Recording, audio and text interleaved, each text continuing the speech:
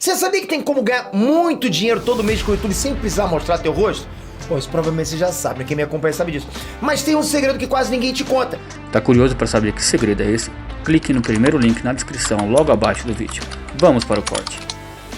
E aí o que aconteceu? Eu fui no YouTube, o melhor professor que eu tive na vida, procurei lá. Como começar a investir? E aí eu conheci o cara espetacular, velho, chamado Thiago Nigro. Esse cara aqui mudou minha vida, mano. Ele começou a falar sobre educação financeira, começou a falar sobre como investir. E depois eu conheci também a Natália Arcuri. Incrível tudo que ela faz. Conheci o Bruno Perini, Lucas Pitt, conheci o Fábio Holder, conheci o Gustavo Cerbasi. Decorei tudo do Gustavo Cerbasi. Falei, caraca, outro mundo que se abriu à minha volta. Falei, caramba, que doideira, né? Porque, você vê, a gente na escola é ensinado a seguir um caminho padrão. Você deve estar muito bem familiarizado. Qual é? Você vai pra escola, você tira boas notas. Você passa de ano. Você sobe pro próximo ano, tira boas notas. E assim você continua até você se formar, fazer o Enem, entrar pra faculdade. Só que você pode, nesse Enem, voltar, porque você não conseguiu passar pra faculdade, aquela única profissão que você foi incentivado a escolher pros próximos 45 anos da sua vida, a exclusão de todo o resto. Como se tivesse só uma única coisa que você tivesse perseguir alcançar a exclusão de tudo que existe. Isso é o modelo tradicional que hoje a sociedade vê como o modelo certo. É aquele que, se você cumprir, você tá bem. Se você não cumprir, você tá errado. Só que a sociedade não prepara a gente a esperar a consequência da gente ter incongruência nas nossas decisões. Incongruência no quê? Incongruência de você seguir um caminho que é completamente diferente daquilo que você foi ensinado a seguir. E aí o que acontece? Você fala, putz, eu não tô gostando de engenharia, não tô gostando de medicina, eu sou o problema, eu sou errado. Você começa a se sentir mal, porque todo mundo tava feliz da vida, nas suas faculdades, se sentindo bem, seus pais te ensinaram que você tem que escolher a sua profissão de sua vida, você muito cedo tem os seus pais perguntando, e aí, cara, o que você vai fazer da vida? Mas, mano, a gente muda, né? A gente adquire conhecimento ao longo do tempo, às vezes você gosta de tocar violão num dia, você não gosta mais do outro, cara. Às vezes você gosta de comer bolo num dia, você não gosta mais no outro. A gente muda, a gente é evolúvel, a gente precisa estar constantemente sendo incentivado a novos inputs pra não cair na mesmice, porque a mesmice faz com que a gente fique na mesma. E isso não move ninguém. Mas ainda assim, a gente é meio que tido como normal você fazer uma única coisa pra sempre. Quando eu cheguei na faculdade, e quando eu comecei a ter contato com a empresa júnior, e quando eu comecei a aprender a investir, eu vi duas coisas. Primeiro, todo mundo lida com dinheiro, independentemente de quem você seja. Você pode ser um advogado, engenheiro, você pode ser gari, você pode ser astronauta, você pode ser bibliotecário, você escolhe, cara. Você vai precisar saber como investir o dinheiro que você recebe no mês, você vai saber como diversificar a sua renda para cumprir determinados objetivos que você tem na sua vida. Você tem o direito de saber que você não precisa depender do INSS aos 65 anos de idade, porque é isso que a gente aprende. Você vai trabalhar numa boa empresa para se aposentar com um bom salário, porque você vai conseguir se aposentar com o teto do INSS. Cara, hoje, uma pessoa que recebe 3 mil reais por mês, sabe quanto é que ela tem que contribuir? Ela contribui pro INSS 11% do salário, isso é média, né? Então a pessoa vai lá com 3 mil reais, contribui 11% do salário, o empregador contribui com mais 20. Se ao invés desse dinheiro ter sido usado para ir para a Previdência Social, ao invés disso fosse usado para ela mesma investir o seu dinheiro, ela com uma rentabilidade de 8% ao ano, quando ela chegasse aos 65, uma pessoa com 3 mil reais por mês de renda,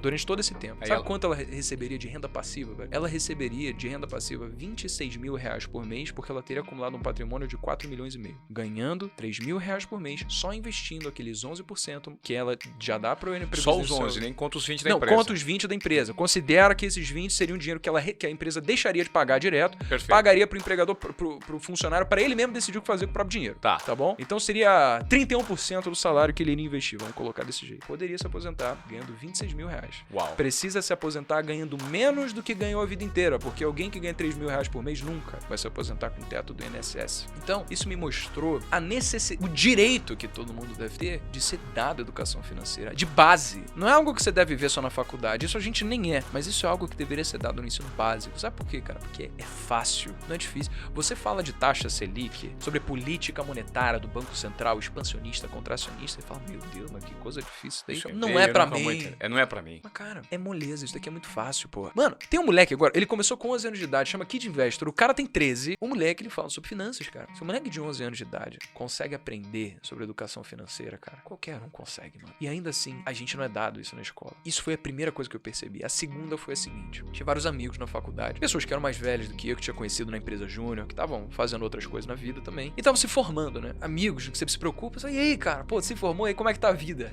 mano, não consegui nem emprego ainda, cara. Tô esperando aquela proposta de estágio lá do programa de trainee, mas sei lá, vou trabalhar com outra coisa. E aí o que acontece? A pessoa passa 5 anos, no mínimo, tá? Porque normalmente em engenharia a galera se forma mais do que isso. No mínimo 5 anos, dificuldade do caceta, mano, estudando cálculo todo dia, essas coisas que eu te falei, pra conseguir ter finalmente o diploma e, cumprindo todos os crachás que a sociedade impôs, finalmente viver bem, tá bem de vida, e não consegue emprego. Ou então, se consegue, vai ser desrelacionado à área do qual ela se formou. Ou então, se consegue, vai ser pra ser contratado numa posição inferior daquilo que o diploma dela teve. Por exemplo, um engenheiro que é contratado como analista, porque existem muitos outros engenheiros muito mais experientes que estão aceitando ganhar o piso de um engenheiro recém-formado. Mas por que isso acontece? É porque os empregadores são seres opressores capitalistas que querem o mal de todos e estão desesperadamente procurando lucros? Não, cara. É lei da oferta e da procura, pô. Lei de livre mercado. A gente não tem pessoas suficientemente aptas a abrir empresas para absorver toda essa demanda. Existem mais pessoas se formando do que empresários criando empregos. O valor que essas várias pessoas têm ao se formar diminui, é pequeno. É uma simples defasagem de lei da oferta e da procura. A nossa sociedade valoriza um modelo de ensino que foi criado para suprir a necessidade de uma sociedade de 150 anos atrás. Por quê? No modelo de revoluções industriais, onde as máquinas estavam tomando conta do processo produtivo, os artesãos deixavam de tomar conta do processo produtivo e davam lugar à esteira de produção, o que aconteceu é que os empresários, os detentores dos bens de produção, eles precisavam de pessoas com cabeça apta a trabalhar de uma forma segmentada, repetitiva e cíclica nas suas indústrias. O modelo de ensino foi pautado, foi criado para suprir essa necessidade,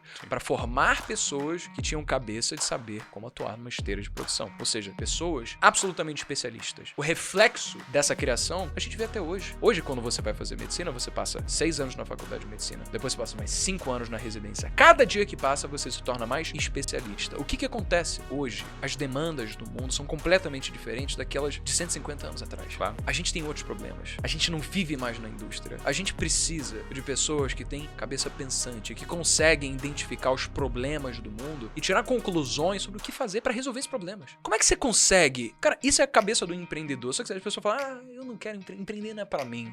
Irmão, empreender é qualquer um. E empreender não é simplesmente você abrir um CNPJ, cara. Empreender é uma filosofia de vida. É você tapar do que tá acontecendo no mundo. É você ser cético pra entender a causa do que aquilo que você viu ali gerou. Então, o que gerou aquilo que você tá vendo? Quais são os impactos que isso tem no mundo? Existe alguma coisa que você individualmente pode fazer pra melhorar? Da sua parte, sabe? Porque quando você é um ser pensante, você olha numa perspectiva muito mais macro. Você deixa de ser um ser absolutamente egoísta, individualista, e você passa a pensar no todo. Isso é muito bonito de pensar, mas é algo que a gente não é ensinado. Tendo em vista esses dois problemas, esses dois pilares, educação financeira e defasagem do conhecimento relacionado a negócios que a gente não tem, eu pensei, putz, mano, eu tive o privilégio de aprender sobre essas duas coisas. Uma por causa de uma tragédia que aconteceu com meu pai, a outra por causa de um acaso, de eu entrar na faculdade e me deparar com esse processo seletivo que eu achei que fosse legal de eu participar. Só que eu acabei me desenvolvendo bastante nessas áreas que o ensino tradicional não ensinava. Eu falei, putz, vou começar a falar disso daqui, que hoje é visto como um conteúdo passado por pessoas engravatadas e super formais, por exemplo, por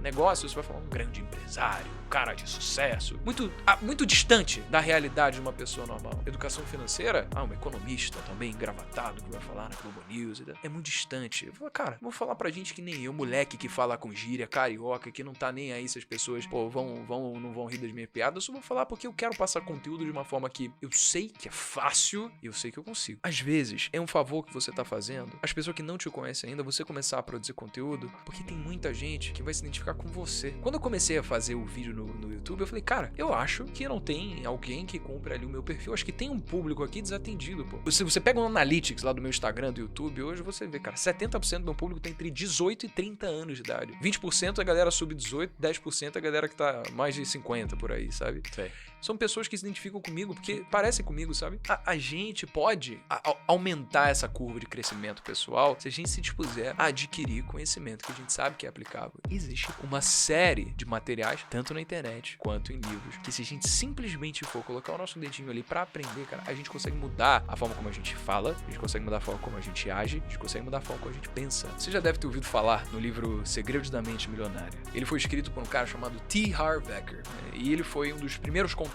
que eu tive com a vontade de querer alcançar sucesso. Porque tudo começou com essa vontade. Eu queria ser rico. Foi assim que eu comecei. E eu comecei a ler esse livro pra saber, cara, quero saber como ter uma mente milionária, pra eu vou ficar milionário também. Nesse livro ele fala o seguinte: a disciplina e a consistência ao longo do tempo formam o hábito. O hábito é uma característica intrínseca de você. Excelência há de ser um hábito, não um ato que você faz uma única vez e depois deixa passar. E aí eu comecei a acordar cedo, comecei a acordar 5 da manhã no primeiro momento, depois logo em seguida ia pra academia. Depois que eu comecei isso daí, foi antes de começar o canal do YouTube, eu sabia que eu precisava preparar o meu corpo e a minha mente pra quando tiver, de fato, o trabalho pra ser feito, cara, eu tava pronto. Quando eu, de fato, larguei a faculdade. Mas antes disso, eu já tava nesse processo de, cara, eu preciso me preparar. Depois de uns 6 meses, acordando 5 da manhã e sem faltar um dia, e pode parecer meio absurdo, mas eu não faltei um dia mesmo, porque eu... 6 meses? 6 meses, eu não falto de segunda a segunda. Teve um dia que eu tava descendo do meu apartamento Pra fazer exercício. pra fazer exercícios. Isso era 5:30 da manhã. De repente, eu vi que tava escuro. Tava frio. Um dos poucos dias de frio no Rio de Janeiro, eu pensei, caralho,